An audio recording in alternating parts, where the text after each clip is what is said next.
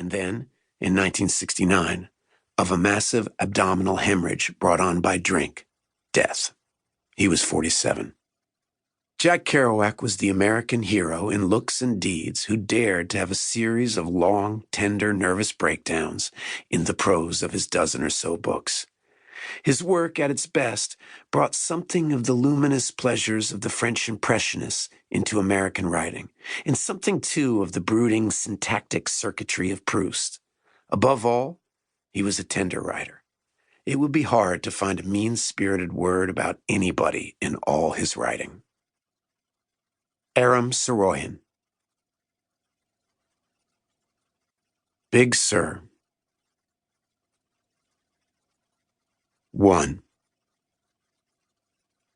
The church is blowing a sad, wind-blown Kathleen on the bells in the Skid Row slums as I wake up all woebegone and goopy, groaning from another drinking bout and groaning most of all because I'd ruined my secret return to San Francisco by getting silly drunk while hiding in the alleys with bums and then marching forth into North Beach to see everybody, although Lorenz Monsanto and I'd exchanged huge letters outlining how I would sneak in quietly, call him on the phone using a code name like Adam Yulch or Lalage Pulvertaft, also writers, and then he would secretly drive me to his cabin in the Big Sur woods, where I would be alone and undisturbed for 6 weeks, just chopping wood, drawing water, writing, sleeping, hiking, etc., etc.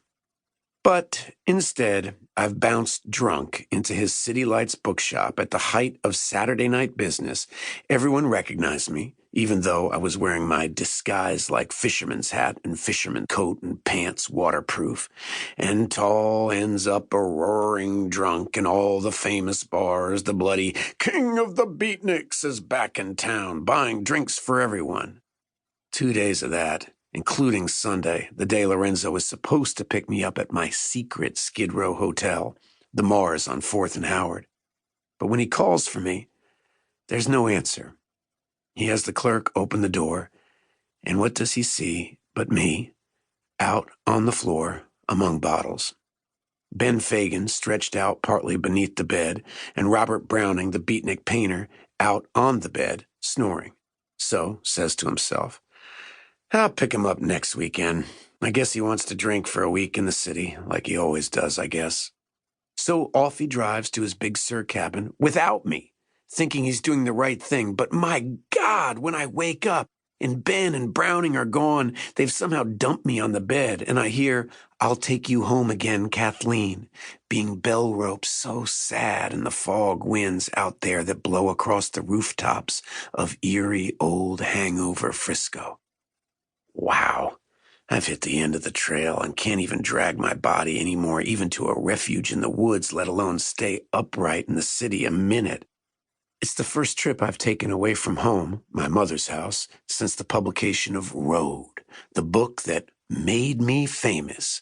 And in fact, so much so, I've been driven mad for 3 years by endless telegrams, phone calls, requests, mail, visitors, reporters, snoopers, a big voice saying in my basement window as I prepare to write a story, "Are you busy?" Or the time the reporter ran upstairs to my bedroom as I sat there in my pajamas trying to write down a dream. Teenagers jumping the 6-foot fence I'd built around my yard for privacy. Parties with bottles yelling at my study window, "Come on out and get drunk. All work and no play makes Jack a dull boy." A woman coming to my door and saying, "I'm not going to ask you if you're Jack Duluoz because I know he wears a beard. Can you tell me where I can find him? I want a real beatnik at my annual shindig party." Drunken visitors puking in my study, stealing books and even pencils. Uninvited acquaintances staying for days because of the clean beds and good food my mother provided. Me, drunk, practically all the time, to put on a jovial cap to keep up with all this, but finally realizing I was surrounded and outnumbered and had to get away to solitude again or die.